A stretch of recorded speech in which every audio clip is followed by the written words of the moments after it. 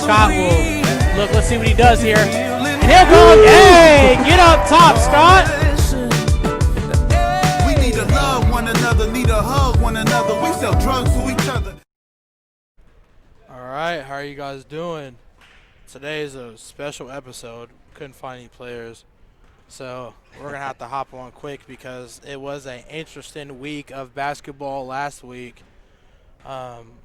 This week, really, last Friday and Tuesday. We're going to hop right into last Tuesday.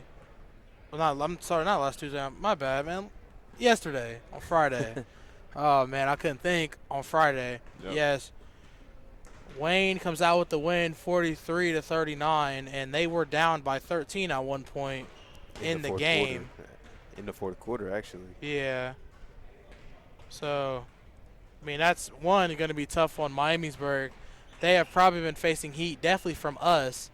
Yeah, but I think we gotta give Miamisburg some respect, because I didn't think that game would even be that close, let alone them holding a double-digit lead in the fourth quarter. And Miamisburg also beat Centerville a couple weeks back. Like, they've won some big games, but they've also lost to a couple of teams that maybe they should have beat. But you got to give a lot of credit to Wayne. I mean, trailing by 13 points in the fourth quarter, that's a tough deficit to come up with, especially there being no shot clock and all that. Durant Rice in the game winner in that game last night too. So yeah, there was a lot of. I think when I was listening into it, I didn't watch the whole game. I watched the end of the third and then the start of the fourth. What really started that run by the Wayne Warriors was a top-notch bang-out session from Cam Fancher, dunked on two people's heads. So I believe that turned him up, and then that put-back dunk by Malcolm Curry fired him up as well. So they really had the whole entire momentum in that fourth quarter. They were down by 10. And we all, like everyone watching it in the building, even the announcers calling that game, knew that Wayne was getting ready to come back and win that game. Yeah, it's just like how we seen with Centerville.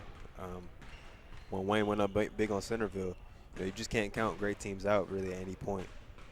Wayne showed their resiliency, which is a good thing for them.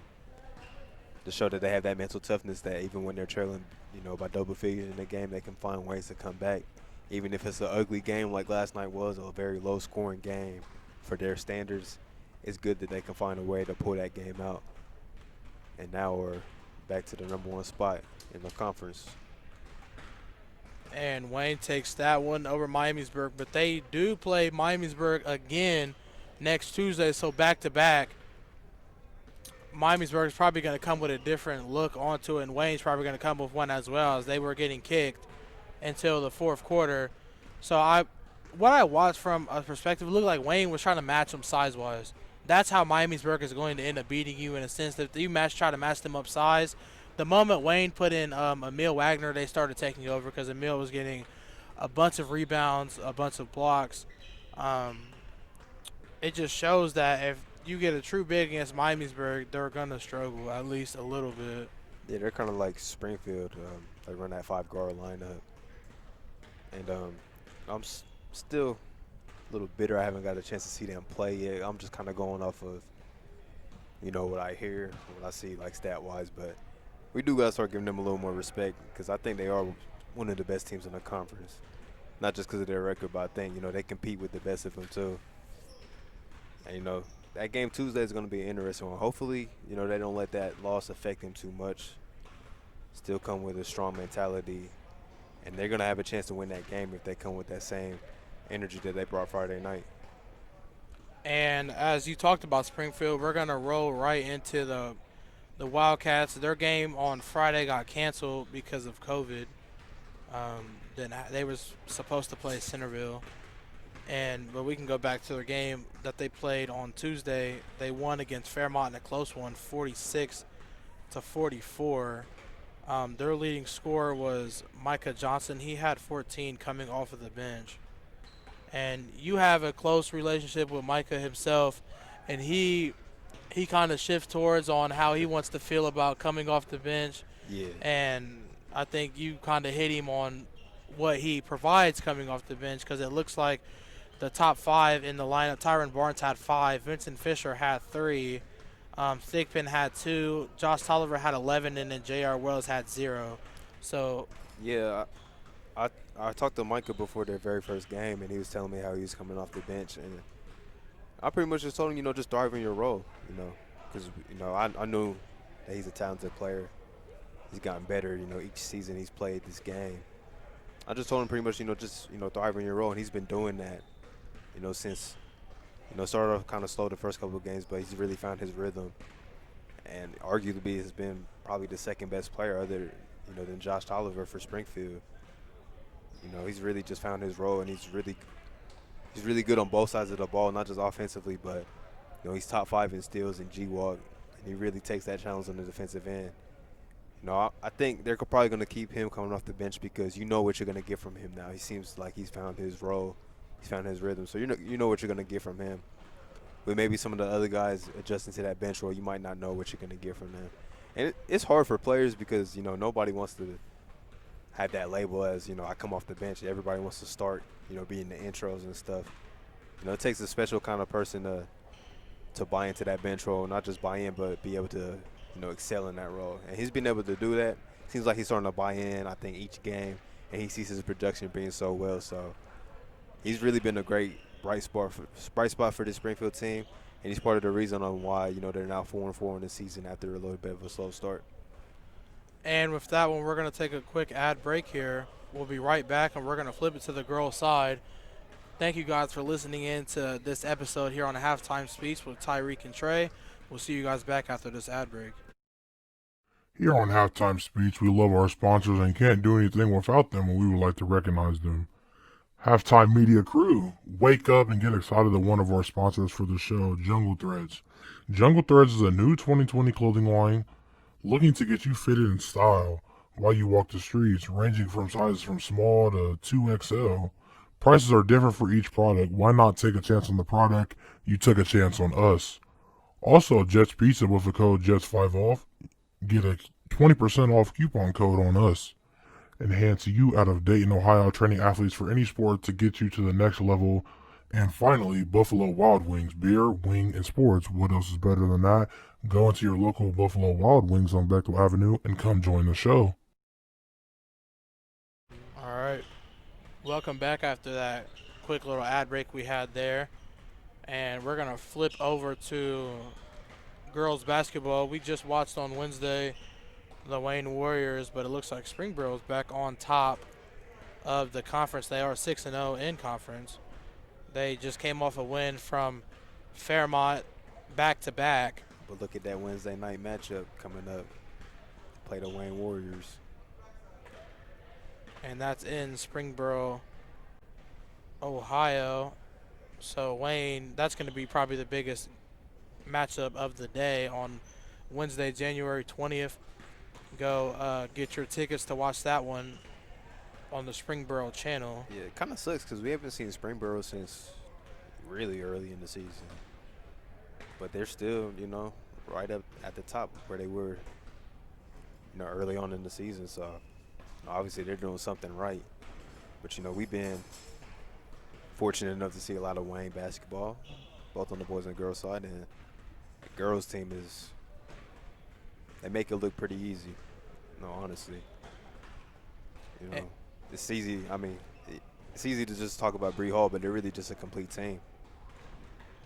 And on Wednesday, that was Springboro's last game. Jordan Hobbs scored 25, and Peyton Nation scored 20. So it looks like, I hope I can see the same exact outcome in this next game. Yes. Ooh, okay. Looks like Emerson Rhines had her first breakout game of the season, went 6 for 9 from the free throw line, scored 22. Nation had 7. But one thing that I did say earlier in the season when we did do a lot of Springboro girls basketball was if Jordan Hobbs and Peyton Nation was able to go off like both of them's team, they're not going to lose. I don't see them losing because they're just a dynamic duo on the defensive and offensive side. I remember early in the season when Hobbs was at the top, like they were both. But it's hard to get at the top now when you got Wayne Bree Hall averaging 26 a game. So, I mean, it's really it's a push and pull between three players in the G Walk on who's going to either hit one, two, or three, and it always seems like Jordan Hobbs is third in the conversation. I know she wants to move up, but it's really hard once you hit that under 20 and you're at 17. But I mean, they got the most important number, 6-0. I mean, that's really the only number that they should be worried about. It's going to be a telltale sign on, how great of a team they really are when they match up with Wayne, because I think we can both say Wayne's probably the best team that we've seen. And I think Wayne, we can safely say that. We haven't seen Centerville either since early on in the season, but I think Springboro already beat Centerville, so they got another heavyweight fight coming up with Wayne. That's going to be a game to definitely tune into. Not sure if we're going to be at that one, but still be a good game to watch. And I believe Wayne's playing in I heard him say it on Wednesday, they're playing in a tournament this weekend, something like Find to the Hoops, but it's not. They play Reynoldsburg today at 5:45, and they also play Arizona Compass Prep tomorrow at 12:30. So good luck to the Wayne Warriors. Congrats to Bree Hall on becoming the all-time leading scorer in women's history at Wayne High School, and she's closing in on Travis Trice's record. I believe she's about 250 points off now, maybe 240 points off. It's getting close. Yeah, getting real close. Once we hit tournament time, it's starting to heat she up. Might break it before the end of the season, honestly. Yeah, she's averaging 26. So would not be surprised if she broke it by the end of the season. They have a really talented team. It's not just her. Like we were talking about Alyssa Hall. She's a bucket too, and I think she averages like 6 steals a game. Then also Jaquel Brono on the inside. She's just a force. Really just dominates the paint. They got a lot of great players in that team. So and we also notice like how deep they are. That's a very deep, varsity roster. I think they run like 10 deep for real. That's just something that I think the other top teams on the girls' side don't really have, is that depth that Wayne has. and I'm going to switch it over to a whole nother conference, the Central Buckeye Conference, to talk about Shawnee, because they're playing another GWAC opponent tonight, Northmont. This is their second. This is their second GWAC opponent. They beat Beaver Creek 54-45. Their leading scorer was Jamin Miller, 16, coming off the bench, which is kind of a weird situation that I see with teams. They put their best players to the side, maybe. I don't Not to the I side, thought just- Jamin Miller was a starter until I looked at it, and then it just kept coming in. He was bench, and it kept going. And then the one game that I can look at is their game against Indian Lake. He scored, this game he started and scored 14. So it looks like maybe he's back into the lineup now, if I'm not mistaken. Yeah, the thing is with Jamie used to go to Springfield. Thing is with guys coming off the bench, it's like sometimes you put one of your best scorers on the bench, so you just have that spark always coming off your bench. You see that a lot, like even in like the NBA and stuff. Like some of the best scorers come off the bench. Guys like Lou Will, he's just a pure scorer. He comes off the bench, and he's always going to provide that spark. Jamal Crawford, guys like that. That's really, that's why coaches decide to do that sometimes. But in my opinion, it's not about who starts the game; it's about who finishes it. And most of the times, those guys are going to be on the floor when it's time to win a game down the stretch. So yeah, we got to see a CBC team play last Saturday, didn't we, Trey? Saw Northwestern play. Yeah, we went and watched Northwestern play Catholic Central. And that's a whole nother conference, but Catholic Central looked pretty good. And they were under Marin too. Yeah, pretty talented team. Yeah, their top scorer was out, but I mean the game was competitive until we hit the fourth quarter, and Northwestern's 0-6. It was competitive all the way through it.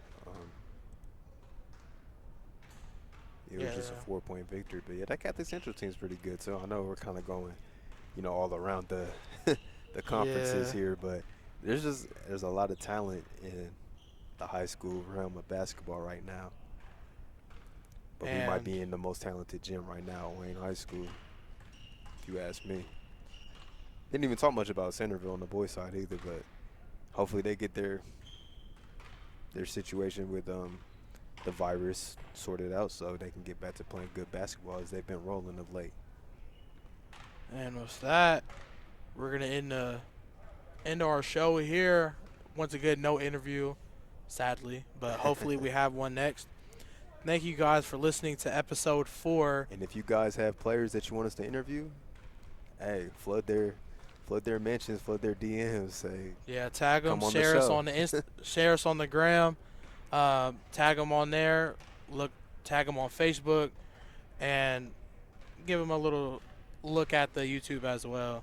But thank you guys for listening in to Halftime Speech with Tyrik and Trey. We'll see you guys for episode 5.